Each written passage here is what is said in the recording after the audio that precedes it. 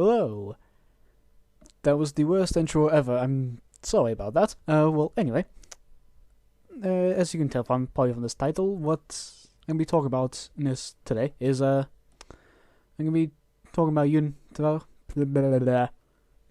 talk about WWE 2K17. So, obviously these games probably could come out like October, November, sometime this year. And I want to talk about something that has always annoyed me since like the first game that was introduced. Probably the worst game in the entire franchise, SmackDown vs. Raw 2011. That's Universe Mode. So, Universe Mode, it was very disappointing because, for one, cutscenes never happened. That's something people have been complaining about since day one, and they've never really been fixed. Even with the rivalries now, you don't even get any cutscenes for whatever reason. It's stupid. It was so hard to control, so hard and if you just let the AI sell loads of matches, you would have guys like Santino Marella winning the Royal Rumble, and then you got people winning weird titles, like you got some weird rivalries going on. That's really nobody cares about. Nobody cares about Santino winning the world title. Nobody cares about Victor almost winning the Royal Rumble, which actually almost happened because he ended 29 in the Royal Rumble. Because there's no way in controlling who enters Royal Rumble. But anyway, I'm gonna go on to what I want in Universe Mode in WWE 2K17. So this is my idea of if I was doing Universe Mode. This is what I would do. Okay. First off, rivalries. Probably the biggest thing I would change. Rivalries. Scrap that. Scrap rivalries completely. And replace them with storylines. Which, it's basically the same thing. It's replacing rivalries. I'm just giving it a new name. But the storylines are basically similar to rivalries. So you can set a one-on-one rivalry or a tag team rivalry like you could before. And also triple threat, fatal four-way, and six-man. So if you build them to Elimination Chamber or something, you can do the six-man. If you want a fatal four-way match, triple threat match at a pay-per-view, them, and of course you got tag team one-on-one, the obvious ones. The main difference, which really annoys me since 2K14, the storylines. What I've done is there are two types of storylines you can have. You can have a pay-per-view storyline or a show storyline. Show storyline is like rivalries that you have now. Show rivalries are the ones you have now, where it's just match after match after match after match on shows. This time there's actually cutscenes in all of them, but there is no pay-per-view match at the next pay-per-view because it's a rivalry that's going on in the shows. Pay-per-view rivalries, is different because they do not face off on the show every single week. This thing really annoys me, and it's the same in 2K14, 15, 16.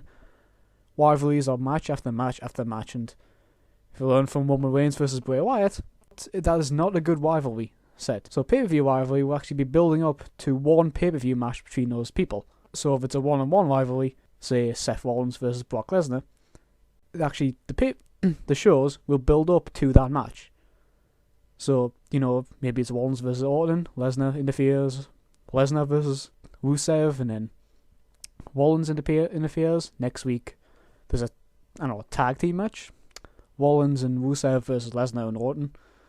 Then next week, you've probably got maybe another tag team match, maybe something like that, but they don't face off until the pay-per-view, where they have the big match. The show is actually building up to that match, but they don't actually have the match because why would you? So that's my main change. There's always going to be cutscenes, and the cutscenes that will happen will be determined by their personality traits, status effects, allies, rivalries, whether they're face or heel, all that stuff. So there'll always be cutscenes. They won't face off every single week until the pay-per-view.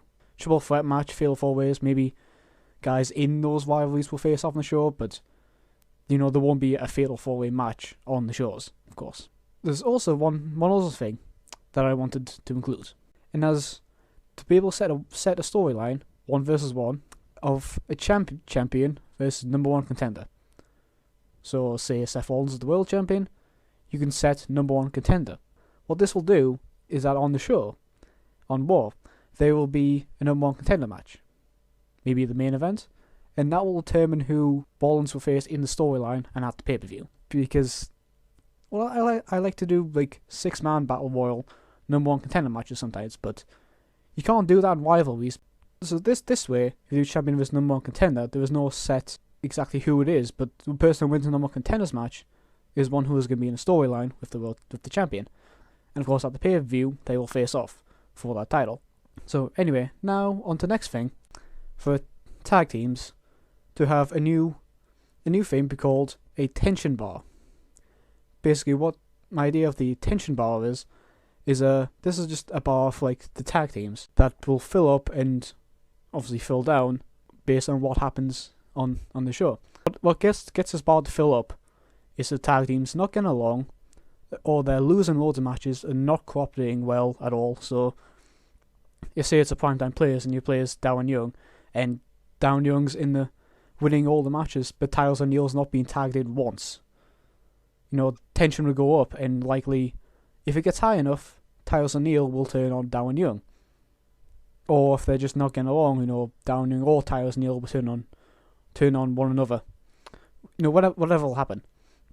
So if it gets too high, the tag team will split up in a cutscene, of course, not just all the tag teams split up, and which could result in the heel and face turn. So, let's say primetime players losing so much, and then the tension bar goes so high, they get to another match, they lose, and Darren Young turns on Tyler O'Neil and turns heel.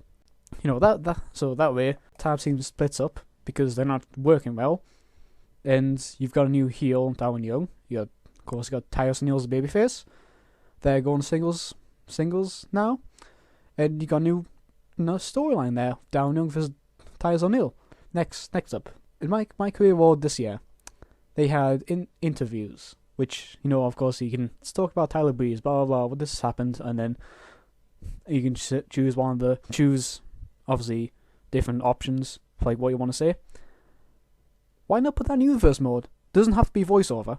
I mean, you can voice over Renee Young, but you don't have to voice over everybody, every superstar. So, you can have that. Then you can have personality traits based on what they say in the interviews, and then that can maybe build up for you give more control over what the guys do, what the guys are like, and maybe for storylines and all that. And who knows? Maybe even after the interview, there's an attack. Maybe Dean Ambrose versus Seth Rollins, and Seth Rollins do an interview, and Dean Ambrose attacks him from out of nowhere. Why not? And another thing, why not have some backstage stuff? Maybe it's a backstage attack or a counter, something like that. Maybe Seth Rollins going for a match. I'm using Seth Rollins in a lot of examples here. Or it doesn't matter. Seth Rollins is going to a match, and then Dean Ambrose attacks him from behind before the match. Backstage. Maybe it's after the match, and then Seth Rollins and Dean Ambrose they encounter or something. Just adding some backstage scenes, some interviews, and even have a cutscene before a match where maybe someone comes out and cuts a promo before their match. Again, doesn't have to be voiceovers. You don't have to say exactly what they're saying, but maybe Michael Cole's oh, he's talking down to this person. Oh, he's talking down to the crowd. He's wants a title shot or something like that. Doesn't actually have to be voiceovers. Doesn't have to be captions of exactly what they're saying, but just promos that get across, but of course get across what they're actually saying, not just a microphone blah blah blah blah blah blah blah. Goodbye. Before after matches you can have that as well. Next thing. One thing is that you can set pay-per-view matches before the pay-per-view event actually happens. So say it's Extreme Rules, and you have Seth Rollins versus Brock Lesnar for the world title. Of course, that's the main event, but maybe you have a few things with where Rock returns, and then he attacks John Cena. You want to have John Cena versus The Rock, and of course, I'm well, that's got to be in the main event, and you can set in one of the matches John Cena versus The Rock, and when it gets to the pay-per-view, that match will happen because you've made the card beforehand. Of course, since that's not going to be the main event, and be set as match number 7, you can move it down to be the main event. So you can make matches before the pay-per-view. You can swap when they're going to happen. So what matches first off, what matches the main event, what matches before the main event, stuff like that. And of course, this allows you to make like championship matches, and of course, Money in the Bank, Royal Rumble matches that actually affect something. So if you make a Money in the Bank match, there will be a Money in the Bank winner, and he will have the Money in the Bank briefcase. You make a Royal Rumble, that means like that the person who wins the Royal Rumble will go to WrestleMania. Something like that, where you can edit what matches are on the pay-per-view beforehand, and then say when they're going to come up, so you don't have to do it at the day of the pay-per-view. Another thing they should bring back: interferences. They had in WWE 12 and they removed it in 2K15, I believe. Why? I mean, why? That's an easy way to start rivalries. It's another way to start a storyline. Maybe someone interferes in a 1-on-1 match and costs one guy, and then storyline made. Boom, there you go, new storyline between the interferer and the guy he cost the match for. So with storylines, there's a lot more effect that interference can have there. And of course, interference gives you more control over how the story goes, and so it's not just match after match after match. I mean, if you want to do interference, you gotta set them as a manager, one in with a chair, hit them, disqualification, boom, it's over, and say, well, that was interference. He wasn't there the whole time by ringside. One thing, this is okay. Before I get to the last thing, this is kind of a minor thing here, but I want is, since there's a lot of mistakes I do in universe mode, there should be an undo button. You press that and it undoes the last thing that happened. So if you accidentally simulate a match, it's like, no, I didn't want to do that. Undo, boom, the match goes back to not being simulated. So that's one thing, an undo button. That's also a thing, which is a minor thing. But now on to the last thing. In this game they added status effects, I'm sorry, I don't know if I said that right. Status effects, and basically I'm not entirely sure what they do, but they determine how well the guy's doing, how bad the guy's doing, stuff like that. And also momentum, where someone's doing really good, and overall, there's been since Here Comes the Pain, obviously John Cena higher than Heath Slater and all that, so those factors should determine your place in the Royal Rumble. Because I already said before, as in 2K15, where Victor from the Ascension almost won the Royal Rumble because he ended 29. 28 was Connor. 30 was Jack Swagger.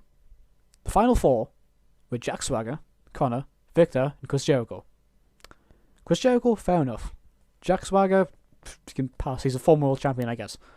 The Ascension. The only reason I put the Ascension in the Royal Rumble was because I needed some space to fill up. They ended 28 and 29. Victor almost won the Royal Rumble because he was the final 2, Victor and Jericho. Thankfully, Jericho won, but Victor almost won, and I was like, no, I don't want him to win the Royal Rumble. Obviously, if you have guys like Brock Lesnar, Undertaker, Seth Rollins, Roman Reigns, Dean Ambrose, John Cena, whoever, in the Royal Rumble, they will be the last entrance. You have guys like Heath Slater, Fandango, The Ascension, in the Royal Rumble, they will be the first entrances. So instead of Undertaker being number 10 and being eliminated number 15, because every time there's a Royal Rumble, the guys who enter last are always the winners, because everyone else just gets eliminated. That's the main problem with the Royal Rumble, is that the guys who enter last are the people who are going to win. If an AI enters at the start, they have no chance of winning, because they will always get eliminated. So why would the Ascension be last? Because you don't want the Ascension to win the Royal Rumble. So that's another thing to do. So for the Royal Rumble, the big stars last, the smaller guys first. Because I don't want Victor winning the Royal Rumble. I want to have someone like Chris Jericho. Just saying. So yeah, that's my main changes for universe mode. Of storylines, where it's not just match after match. Of course, 1v1, 2v2, triple threat, fill for 6-man. Of course, all of that. More cutscenes happen, and all that. Number 1 contender matches, which set storylines, and new tension bar for a tag team, so they can, so if things aren't going well, they can split up. More backstage interviews, attacks, all that before and after matches, promos before and after matches, in sending pay-per-view matches before the pay-per-view event, and being able to set Money in the Bank and Royal Rumble, of course, and championship matches, whatever. And the undo button, and more control over who enters Royal Rumble and when. So Victor doesn't win. Anyway, I know it probably seems like I don't like Victor. I'm not saying I don't like Victor, but he's in a tag team for a reason. Just saying. But yeah, that is hopefully the change over for Universe mode, and I don't know if any of it's going to happen, but if possible, if any way possibly send us to 2K if possible, anyway if they can see it, because Universe mode needs to change, because it is lackluster at best. So thanks for watching, and hopefully maybe more 2K17 videos. I'm not sure. I want to do Universe mode. That's the main thing I want to do. But okay.